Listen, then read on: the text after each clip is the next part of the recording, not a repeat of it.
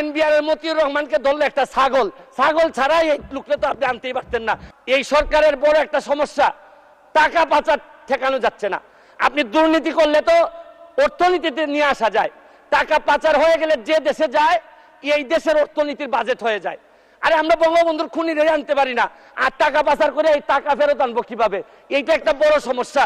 টাকা পাচার করে আমাদের বাজেট সংকুচিত হয়ে যাচ্ছে। মাননীয় স্পিকার, আরেকটা জিনিস, এই সরকারে রাসেল ভাইপার সাপ চলে আসছে। মাননীয় স্পিকার, এই সাপ আসার কারণে সরকারে যখন সাপ আসে প্রকৃতিতে বেজি থাকে, এই বেজি করে কি সাপরে নিয়ন্ত্রণ করে। কিন্তু এই সরকারে দেখা যাচ্ছে বিভিন্ন জায়গায় রাসেল ভাইপার আছে, কিন্তু বেজি ওই পরিমাণ নাই যে এই সাপরে ধরবে। মাননীয় স্পিকার, আপনি দেখেন এই আমাদের প্রতিষ্ঠানগুলা কত দুর্বল হয়ে গেছে। আমাদের প্রতিষ্ঠান